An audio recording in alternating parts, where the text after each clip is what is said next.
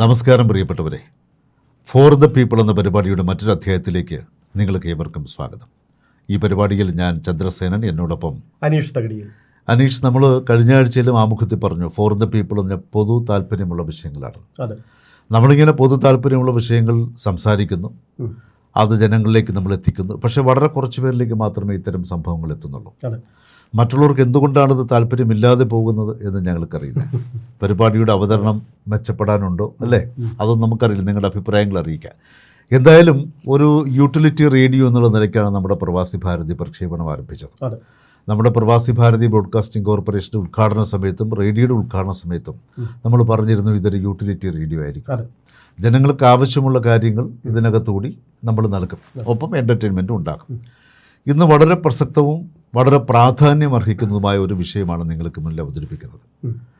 ലോക ജനതയ്ക്ക് മൊത്തത്തിൽ ബാധകമായ ആരോഗ്യ പ്രശ്നങ്ങളെ സംബന്ധിച്ച് നമ്മുടെ കേരളത്തിലാണെങ്കിലും അല്ലെ ഇന്ത്യയിലാണെങ്കിലും ആരോഗ്യ പ്രശ്നങ്ങൾ ഇപ്പോൾ വർദ്ധിച്ചു വരുന്നു.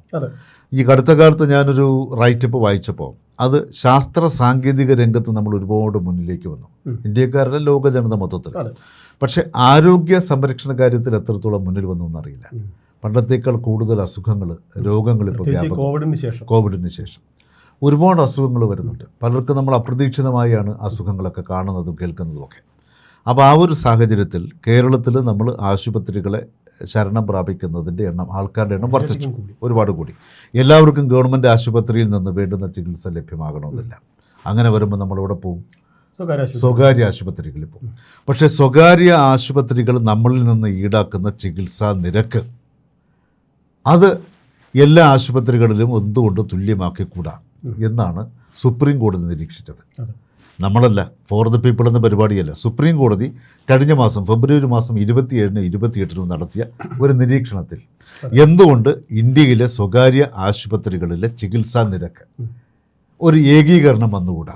അതിൽ തന്നെ പറയുന്നുണ്ട് അതിഭീമമായ ചികിത്സാ നിരക്ക് നിയന്ത്രിക്കണമെന്നാണ്. ഇത്തരത്തിലൊരു സാമൂഹ്യ വിഷയം നിങ്ങൾക്ക് മുന്നിൽ അവതരിപ്പിച്ചിട്ടും നിങ്ങൾക്ക് താല്പര്യമില്ലേ? നമുക്കതാണ് ചോദിക്കാനുള്ളത്. നമുക്കത് അറിയേണ്ട കാര്യമില്ലേ? ആരെങ്കിലും ഇത് സംബന്ധിച്ചൊരു പരാതി നൽകിയിട്ടുണ്ടോ? ഈ ഒരു പരാതി നൽകിയത് ശരിക്കും സുപ്രീം കോടതിക്ക് മുന്നിൽ ഈ ഒരു പരാതി നൽകിയത് veterans forum four transparency in public life. അത് പൊതു താല്പര്യ ഹർജിയാണ്. അത് പബ്ലിക് ഇൻട്രസ്റ്റ് ലിറ്റിഗേഷൻ. അല്ല, ഈ സംഘടനയുടെ പേരൊന്ന് ശ്രദ്ധിക്കൂ, veterans forum four transparency in public life. മനസ്സിലായി? അപ്പോൾ പബ്ലിക് ലൈഫിൽ ഒരു ട്രാൻസ്പെറൻസി അത് നിലനിർത്താൻ വേണ്ടി ആഗ്രഹിക്കുന്ന ഒരു സംഘടനയാണ് ഈ വെറ്ററൻസ് ഫോറം എന്ന് പറയുന്ന ഒരു ഫോറമാണത്. അവരാണ് നൽകിയിരിക്കുന്നത് സുപ്രീം കോടതിയിൽ.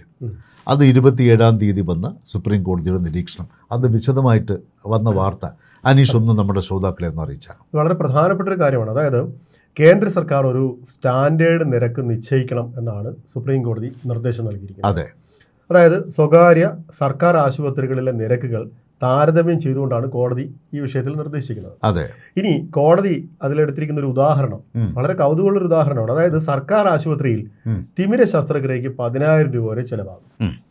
സ്വകാര്യ ആശുപത്രികളിൽ 30,000 മുതൽ 1,40,000 രൂപ വരെ ചെലവാകുന്നു എന്നാണ് ജസ്റ്റിസ് BR ഗവായ് അധ്യക്ഷനായ ബെഞ്ച് നിരീക്ഷിച്ചിരിക്കുന്നത്.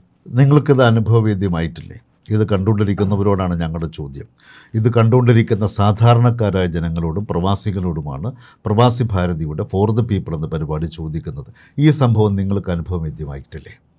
നിങ്ങളോ നിങ്ങളുടെ ബന്ധുക്കളോ നിങ്ങളുടെ അച്ഛനോ അമ്മയോ സഹോദരങ്ങളോ ആരും തന്നെ തിമിര ശസ്ത്രക്രിയയ്ക്ക് വിധേയരായിട്ടില്ല? ഇല്ല. അപ്പോൾ നിങ്ങൾക്കത് അനുഭവവേദ്യമായിട്ടില്ല. എന്തുകൊണ്ടാണ് സ്വകാര്യ ആശുപത്രിയിൽ ഇത്രയും നിരക്ക്? സർക്കാർ ആശുപത്രിയെക്കാളും എത്രയോ മടങ്ങ് നിരക്ക് എന്തുകൊണ്ടാണ്? അത് വേറെ ലെൻസാണോ, കൂടിയ ലെൻസാണോ? അതോ അവർ അവലംബിക്കുന്ന മാർഗങ്ങൾക്ക് എന്തെങ്കിലും വ്യത്യാസമുണ്ടോ? ഇത് നിങ്ങളെന്തേ പഠിക്കാത്തത്? നിങ്ങളെന്തേ മനസ്സിലാക്കാത്തത്? നമ്മളെന്നും ഇങ്ങനെ അജ്ഞരായി തന്നെ ഇരുന്ന് മുന്നോട്ട് പോകണം? നമ്മൾ ചൂഷണത്തിന് വിധേയമാകേണ്ട കാര്യമുണ്ടോ? നിങ്ങളൊന്ന് ആലോചിച്ച് നോക്കും. ഇത് സംബന്ധിച്ച് ഈ ഒരു ഫോറം, ഈ veterans forum four transparency in public life എന്ന് പറയുന്ന ആ ഒരു ഫോറം സുപ്രീം കോടതിയിൽ കൊടുത്ത ഒരു പൊതു താല്പര്യ ഹർജി ഫയലിൽ സ്വീകരിച്ചുകൊണ്ട് സുപ്രീം കോടതി നടത്തിയ നിരീക്ഷണമാണ് കേന്ദ്ര ഗവൺമെൻറ്റിനോട് സംസ്ഥാന ഗവൺമെൻറ്റുകളോട് നിർദ്ദേശിക്കാൻ. ഈ വരുന്ന ഏപ്രിൽ മാസം എത്രയോ ഒരു തീയതി പറഞ്ഞിട്ടുണ്ടല്ലേ? അതും പറയുന്നുണ്ട്. അതായത് ഈ പരമോന്നത നീതിപീഠം കുറേ കാര്യങ്ങൾ നിരീക്ഷിച്ചുകൊണ്ടാണ് ഈ കാര്യത്തിൽ പറയുന്നത്. ഏപ്രിൽ 6-ന് വിഷയം വീണ്ടും പരിഗണിക്കുന്നുണ്ട്. കോടതി പറയുന്നത് വളരെ പ്രധാനപ്പെട്ട ഒരു കാര്യം, ആരോഗ്യ സംരക്ഷണം എന്ന് പറയുന്നത് പൗരന്റെ മൗലിക അവകാശം. നിങ്ങൾക്ക് എത്ര പേർക്കറിയാം? നമ്മുടെ ചോദ്യം ഇതാണ്, നിങ്ങൾക്ക് എത്ര പേർക്കറിയാം ആരോഗ്യ സംരക്ഷണം എന്ന് പറയുന്നത് പൗരൻ്റെ അവകാശമാണെന്ന്? നിങ്ങൾക്ക് മൗലിക അവകാശമാണെന്ന് അത് എത്ര പേർക്കറിയാം? നമ്മളിങ്ങനെ സിന്ദാബാദ് വിളിക്കുന്ന നമ്മുടെ മൗലിക അവകാശമാണ് അല്ലേ? നമുക്ക് അഭിപ്രായ സ്വാതന്ത്ര്യം അത് വേണം, അതുപോലെ പൗര സ്വാതന്ത്ര്യം വേണം, മാധ്യമ സ്വാതന്ത്ര്യം വേണം, ഇതൊക്കെ നമുക്കറിയാം. പക്ഷെ ആരോഗ്യ സംരക്ഷണം എന്ന് പറയുന്നത് പൗരൻ്റെ മൗലിക അവകാശമാണ് എന്ന വസ്തുത എത്ര പേർക്കറിയാം? അതാണ് സുപ്രീം കോടതി എടുത്തു പറഞ്ഞിരിക്കുന്നത് അല്ലേ? മറ്റൊന്ന്, കേന്ദ്ര ആരോഗ്യ സെക്രട്ടറി സംസ്ഥാന ആരോഗ്യ സെക്രട്ടറിമാരുമായി കൂടിയാലോചിച്ച് 1 മാസത്തിനകം ഇത് സംബന്ധിച്ചുള്ള വിജ്ഞാപനം ഇറക്കണം. ചികിത്സാ നിരക്ക് വിഷയത്തിൽ സംസ്ഥാന സർക്കാരുകൾക്ക് പലതവണ കത്തയച്ചെങ്കിലും അനുകൂല പ്രതികരണം ഉണ്ടായില്ല എന്നാണ് ഈ വിഷയത്തിൽ കേന്ദ്ര സർക്കാർ കോടതിക്ക് മറുപടി നൽകിയത്.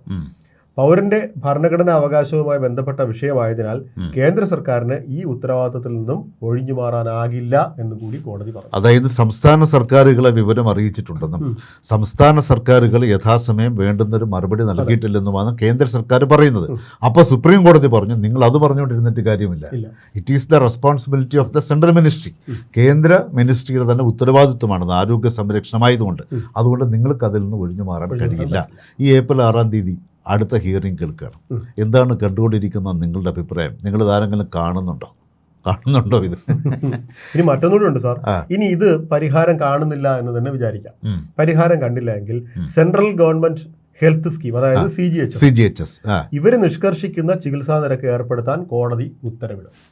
അതോടെ പെട്ടു. CGHS എന്ന് പറഞ്ഞാൽ സർക്കാർ ഉദ്യോഗസ്ഥർക്ക് അറിയാം, അതായത് കേന്ദ്ര സർക്കാർ ഉദ്യോഗസ്ഥർക്ക് അറിയാം. CGHS അതാണ് central government health service scheme. അതെ, ഹെൽത്ത് സ്കീം എന്ന് പറയുന്നത് സെൻട്രൽ ഗവൺമെന്റ് ഹെൽത്ത് സ്കീം, അതാണ് CGHS. അത് അവൈൽ ചെയ്യുന്നവർക്ക് ഇതറിയാം. സാധാരണക്കാർക്ക് CGHS അറിഞ്ഞൂടാ. വളരെ ചെറിയ CGHSന്റെ മറ്റൊരു ഗുണം അറിയോ? സെൻട്രൽ ഗവൺമെന്റ് എംപ്ലോയീസ്, ഇപ്പം ഞാനൊരു സെൻട്രൽ ഗവൺമെന്റ് എംപ്ലോയി ആയിരുന്നു, പക്ഷെ ഇപ്പോഴല്ലല്ലോ.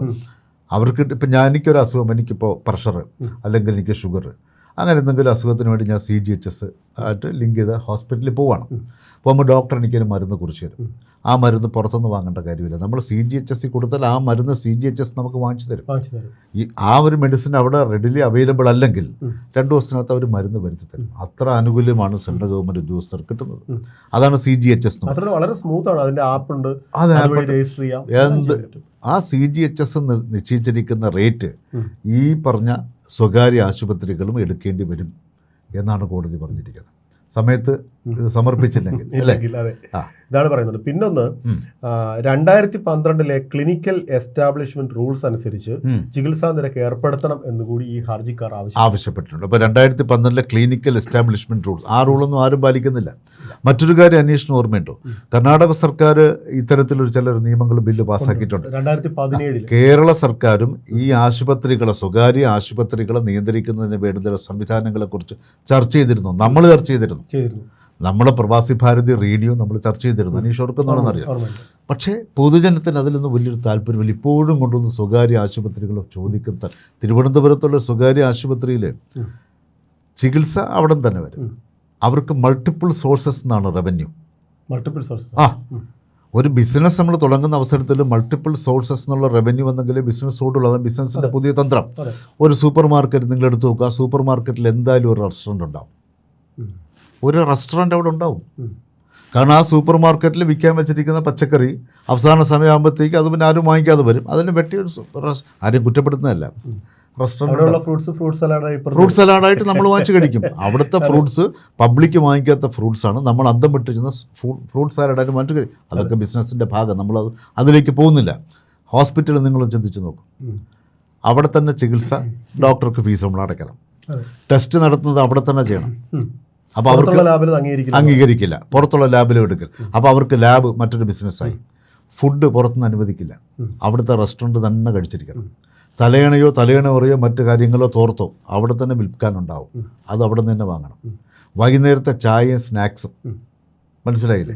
എല്ലാവിധ ഇറച്ചി ഭക്ഷണങ്ങൾ ഉൾപ്പെടെ ആ ഹോട്ടലിലെ റെസ്റ്റോറൻറ്റിൽ കിട്ടും. എന്നിട്ട് ഡോക്ടർ നമ്മൾ അഡ്വൈസ് ചെയ്യും, നിങ്ങൾ ഇറച്ചി കഴിക്കരുത്, നിങ്ങൾ അത് കഴിക്കരുത്, നിങ്ങൾ ഇത് കഴിക്കരുത്, പൊരിച്ചത് കഴിക്കരുത്, വറുത്തത് കഴിക്കരുത്, ഇതൊക്കെ പറയും. ഇതെല്ലാം അവിടുത്തെ റെസ്റ്റോറൻറ്റിൽ കിട്ടും. ഏതെങ്കിലും ഹോസ്പിറ്റലുമായി ബന്ധപ്പെട്ട റെസ്റ്റോറൻറ്റിൽ ഇത് കിട്ടാതെ ഉണ്ടത് കുറ്റപ്പെടുത്തുകയല്ല. നമ്മളെ ചൂഷണം ചെയ്തുകൊണ്ടേയിരിക്കണം. ചൂഷണത്തിന് നമ്മൾ വിധേയരായിക്കൊണ്ടേയിരിക്കണം. മനസ്സിലായി. സത്യം. ഇനി ചികിത്സയ്ക്ക് വേണ്ടുന്ന ചെലവ് ഏകീകരിക്കാനാണ് ഗവൺമെന്റ് പറഞ്ഞിരിക്കുന്നത്. അതും പറയുന്നുണ്ട്. പക്ഷേ ഫെസിലിറ്റി വ്യത്യാസം വരാം. അതായത് ഈ ശസ്ത്രക്രിയക്ക് അതിന്റെ സങ്കീർണതകളടക്കം പരിഗണിച്ച് നിരക്ക് ഈടാക്കാം. അത് പറയുന്നുണ്ട്.